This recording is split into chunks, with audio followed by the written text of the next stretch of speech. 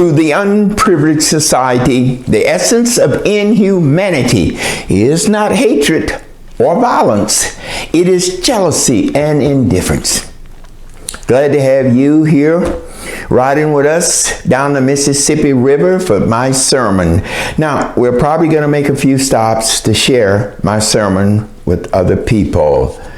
Coffee and beignets are served. But before I commence with my sermon, I'd like to ask you a most searching probe, and that is this.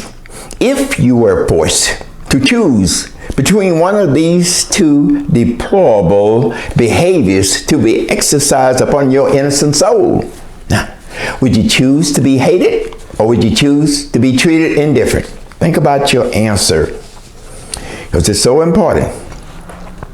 Now, I do believe, and this is my thesis, but it's plausible, that jealousy, hatred, violence, indifference are the four most destructive and sinful natural enemies of humanity. Hatred is a relatively stable feeling of dislike for another person or group or race or some other entity. We know you can hate someone because of their sexual preferences. We can hate someone because of their religious affiliations. But just why do we hate? How did this immoral emotion of hating nest itself in our pure, precious hearts? Well, it could have been forced upon us as a young person by a caretaker. Or we could have joined some group that hates. Nonetheless, hatred can be non-destructive. Consider this much. In many cases, hatred is transitory. Some who harbor hatred never do anything about it. Don't try to get back at anyone. And it's not unusual to have hatred for someone who caused us a lot of pain. Or in this situation, we could have hatred in our heart for someone who destroyed a friendship that we had with someone. We had that friendship for decades. That person just came in there, said, I'm going to destroy it, told falsehoods about you, rumors, and your friendship went to the hollow winds. And that person, I don't want to be their friend. I'm not going to be around them anymore. But let me give you a working analogy of hatred being transitory. Two young ladies, best friends. Girl, did I see you the other night with that man that you hated, that no good, reprobate, the man who cheated on you, brought so many tears to you, and went with another woman? You told me you'd like to see him in hell. That's how much you hated him. Now, you're not back with him. Yes, girlfriend, the hatred is gone. It dissipated. We talked about it, worked it out. I love him more than anything. Probably, we're going to get married sooner or later. Okay, that same analogy can be correlated with groups. You know, one group hates the other group. They can sit down, have a fruitful dialogue, and why you hate me? Well, I hate you because of this, and they can work it out. Either case, we know that when someone hates us, doesn't affect us that much, doesn't keep us from being happy or successful. Not at all, does it? Now, consider this much. 1 John, 4th chapter, 20 verses tells us this. If anyone says, I love God, and states that he hates his brother, he's a liar. For he who does not love his brother whom he has seen cannot love God whom he has not seen. Oh, that's so great. Hatred is more pronounced in the unprivileged society. Disadvantage. Now let's go into the house of jealousy, another natural enemy of humanity. Oh, so toxic. Got a sign, just come on in. No invitation, love company. Jealousy is a complicated emotion that ingirds negative feelings. It strikes people of all ages, genders, races, and cultures. Jealousy can be resentment against a rival's success or their advantages. You can have a race being jealous of each other. I wish I were that race. Let me put it to you in a nutshell, what jealousy is.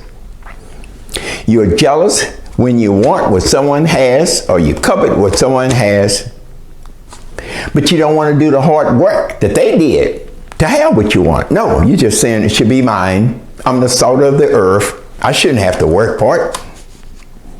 Well, in most cases, let's be frank here. You don't really want what they have. That big car that they have, you don't want it. The upkeep is too much for you. But it just calls you to see that they're successful. Their goals are being achieved, and you want them to fail.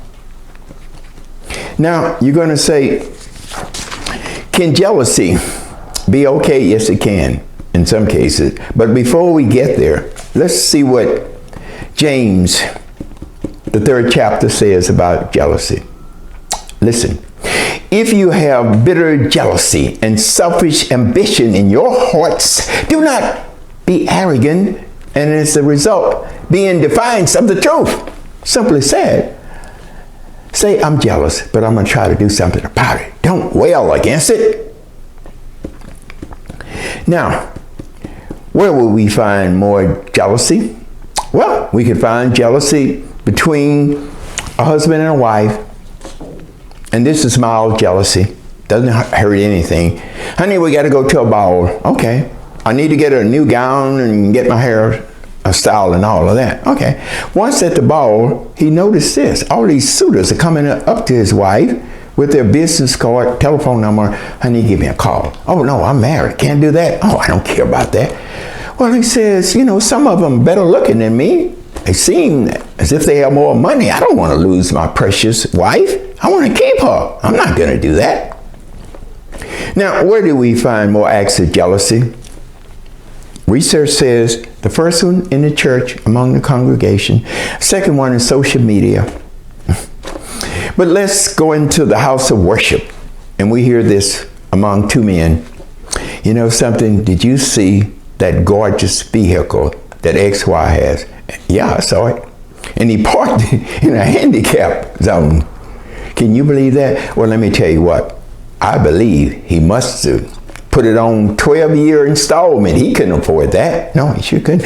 Let's take two ladies in the church. Well, look at her. Can you believe your sore eyes? Walking in here with a mink coat on. She doesn't even tie it to the church. How can she do that if she can't tie it to the church? Girl, don't worry about it. She borrowed that coat. It's not hers. All of that is jealousy. But being jealous can be a good sign because you can want what someone has. But the simpler thing is, instead of being jealous, here's what we should be. We should be envious of what someone has. In other words, we say, I want that, but I'm willing to do the hard work. I'm not like my cousin, jealousy, who just say it belongs to me. I'll be envious so I can uptick my family, you know, get things I want and so forth. Violence, it's another natural enemy of humanity. But I'm not going to say much about violence because we all know how deplorable it is. It's a cardinal sin. But violence is pale in comparison to the other natural enemies. Because you see, violence is mostly selected. Certain communities, you have about 22,000 homicides per year. And generally, it's partners in crime. They know each other. No. I'm not saying that being violent is okay. No, that's not what I'm saying. I'm just saying it's pale in comparison to the others. Now, this brings us to the worst of the four natural enemies of humanity. And I'm talking about indifference. Oh, it smells. Still have some on me. Indifference is repulsive, and it destroys more lives than those other enemies of humanity. It crosses communities, races, cultures, friends, families. All can be indifferent. Being indifferent is more pronounced, though, with the unprivileged or disadvantaged society. Now, consider this much. What is indifference? Well, if a person or group is indifferent, this encompasses being unconcerned, detached, don't care, no emotions about anything. Doesn't affect you. And you say, well, I'm neutral. That's right. That's part of being indifferent. Well, that's good. Isn't it, preacher man? No, it's not. Because you should get involved. Well, I'm not prejudiced and I'm not spreading hatred. No, you're not, but you should. Because if you're angry about something, you want to change it. But you don't care about anything. According to George Bernard Shaw, the noted philosopher, said this, and I'm going to paraphrase it. Indifference is more toxic than hatred. Indifference is the essence of inhumanity. Good people who live in communities with suffocating crime, poverty, and all other types of ills often become indifferent to stay alive, to survive. They insulate themselves against negative things that are happening in their community. And yet such a choice to be indifferent is destroying their lives, their children's lives. Because children's dreams will not be realized. In other words, their children will say, it's okay to be indifferent because I see my parents like that. And sooner or later, they will become as hard as a pine knot with their emotions. But why don't people get involved when they see lives being destroyed? Well, some of them have pretexts. You know what? I would become involved, but I have cataracts. Can't see anything. How can I get involved, tell anything? I can't report crime. I don't see it. Others would say, I'm hard of hearing. I need a hearing aid. I don't hear anything. I would get involved if I heard something. Those who are outside of these communities who are suffering might boast this. I'm in a tall cotton. My family is just fine. Oh God, children are wonderful, large home, beautiful car. I don't live in the weeds. I'm in the tall cotton. That's their problem. Well, it's your problem too, because sooner or later, some of that ills are going to come into your community. Nonetheless, you should want to save people's lives. You could get involved, just say one, but no, you're indifferent. Think you're neutral, but you might say a prayer. Now listen to this. Some of y'all witness things on TV, you just ignore it. And some may utter this. I just help my kind and my relatives, and then maybe I help someone in church so I can get some claps and so forth. And some of you all say this, I would become a mentor and help some of those young people, but you know what? Every night I see on news where they're so violent, I'm not going to get involved. They would cut my throat quicker than a duck could pluck a June bug. No, I'm going to remain indifferent. Nobody's going to embarrass me up because I'm indifferent. People do better when others believe they are valuable, and when they are loved, they do better. They need cheerleaders, especially young people. You know, athletes perform better in their home arenas. Why? Hear all the cheering going on. However, when people are ignored, not valued, they become dejected. Don't think very much of themselves. Self-flagellation takes place. They hate society. They hate God in some cases. One day, they're walking by and they see this house that says, House of Crime, come on in here. I got your back. I'm going to show you what to do to stay alive. They might see another house that says, House of Suicide, come on in here. You might as well. You're not going to be anything. Get it over with. Just get in here. I'm going to help you. Now, consider this. You are entering a store and someone stops you and says, could I have a minute of your time, please? You see this table that has a sign that says, Club X is raising money for a mother and her 4 kids whose house burned to the ground. We want to help her to get back on her feet.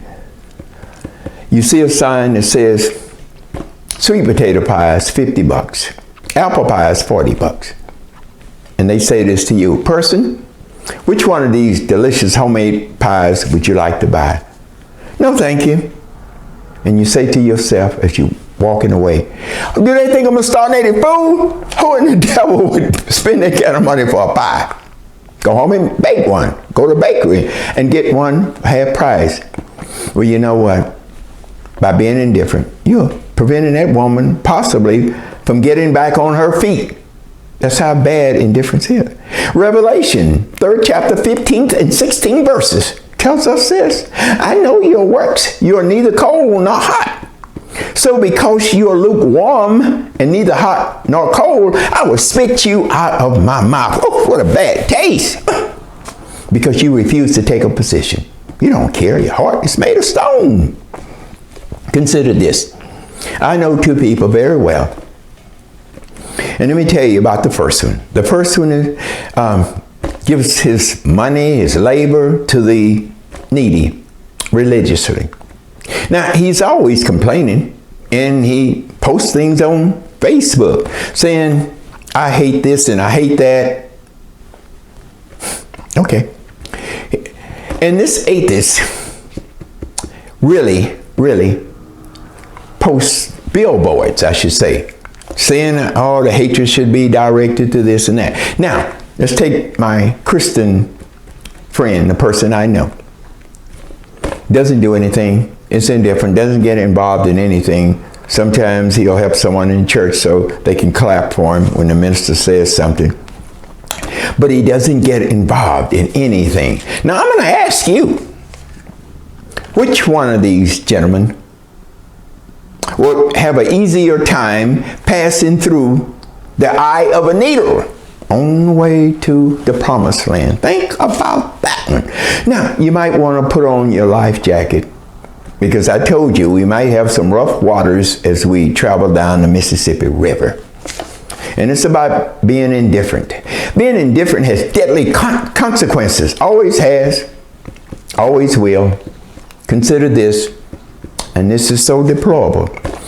For centuries, people were held in bondage, shackled, beaten with a bull whip. Worked from sun up to sundown. One meal a day. That's it. People were indifferent. Didn't say anything, saw nothing, heard nothing. Let's go forward to another situation. People were rounded up, maybe because of their religious beliefs, put in boxcars, taken to isolated places. Once those people got there, they saw signs that says gas chambers, this way and that way. Saw other signs, crematories, this way, that way. They saw those, and people were indifferent.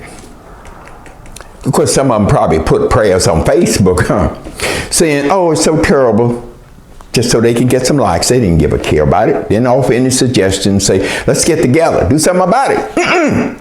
Others probably went on TV about all this. But you know what? One day, there were a group of people, tens of thousands, hundreds of thousands, millions of people, who said, let's go into God's righteous and virtuous hearts. Let's go there so we can make a difference. Oh, we're going to get rid of this inhumane treatment, barbaric treatment of humanity. Oh no, we've had a belly full of it. Enough, enough. They said to themselves probably this: greater love hath no man than one who laid down his life for another person to change something. And they said, we're all going to make a change. We're in the purple. We might lose everything, but that's okay. We're going to lose our lives, some of us, but we're going to try to make a difference. So they did. First situation, they went up there and said, people, you're going to be free. We're going to burn those bull whips. We're going to take our keys and unshackle you. You will become humans again. Go now. And they went to that other situation. And they said, people, you will not smell flesh burning from the crematories. Now, those crematories we're going to get rid of. The gas chambers, we're going to get rid of those. Now, you're free. Now you can fill your lungs with fresh air. You won't smell that gas, deadly gas coming from the chambers. Go now. Oh, what a wonderful people. And today, while billions are suffering and dying, Some of you all remain indifferent. I can't do anything about it. I don't care about that. I'll turn the TV channel. I'm just one person. Now, if I were rich, I would do something. No, you wouldn't. You can do something now. You don't have to be rich. You know, consider this. The philosopher Edward Hale said this to his friends who say, well, I can't do anything. I'm just one person. And he said, stop. I am only one person, and I cannot do everything, but I can do something because I am one person. And because I am one person, I will do something. And I know I can do something. Oh, Edward, thank you. Social scientists remind us of this. A community where people are successful are those who participate of the things around them. They try to reduce crime. They come up with ideas to help someone. They have blood drives, even donate human organs if necessary. They organize activities after school, you know, find buildings, and we're going to have mentoring and so forth after school. Keep the kids out of trouble, safe. Because they know that if you do this, you're going to extend a person's life. You do better when someone cares. However, if citizens of a community decide we can't change our lives, we don't have any control of our lives, we're helpless, hopeless. Well, let me assure you, those people, that community, will fall from the face of humanity into a black hole and never get out of there. Because the salvation of a people must not come entirely from outside input, but it's better if it comes from inside. They appreciate it better. They know the problems. They just need a little help, and you can help them, the people in the tall cotton. Now, of course, we all are indifferent to something. That's life, isn't it? But you can get concerned about something. Be passionate about something to make a difference in people's lives. Now, I surmise this. The opposite of racism is not harmony. The opposite of Christianity is not atheism. In both cases, it's indifference. Toxic, foul indifference. And shouldn't we be woke to those who are suffering through no fault of their own? Shouldn't we take their hands and say, come on, I'm going to show you that you can have a seat at life's banquet table. Now, everything is free there. All the fruits you need are there. You can get what you want to be successful and happy in life. Shouldn't we do that as Christians, as religious people? Let me tell you a little about indifference before I end. I still got the stench on me. I've used homemade lye soap. Can't get it off of me. Still got it in my mouth. Can't wash it out. Indifference that was done to me. You see, when I came up here, I was depressed. So I said, maybe I can get some help. So I found someone. Brother, can you spare just a few kind words to me? Please, brother. No. Why not? You're a Christian. Yes. But I'm not my brother's keeper.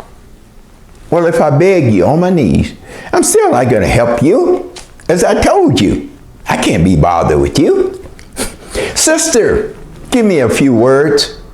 Just tell me I matter, I belong here. Nope, can't do that. Look like you're a reprobate. You're not my brother. Get out of here. Well, as a result, I soon gave birth to self-flagellation. Hated myself. Hated the name Clifton A. Castile. Oh, I hated that. And then, short time later, started talking to God. Took my wrath out on God. God, you're indifferent. And don't tell me you're not. I can't take it anymore. Can't cry anymore. My face is scarred from crying so much. And my cup is runneth over. I can't take it anymore. Now I want you to take my life from me. You do it. I dare you to do it. Oh, I'll do it. Well, later, one night, it was storming. No stars to be seen. I heard this. Clifton Castile, I know who you are. You got to hold on.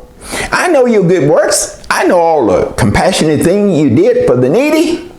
But you got to have faith. You don't even have faith of a mustard seed. You got to have faith, you hear me? Trust me. I'm going to send you a psalm and a ring to pick you up. I know they didn't help you. Those so-called Christians didn't do anything. But you hold on. Let me say this.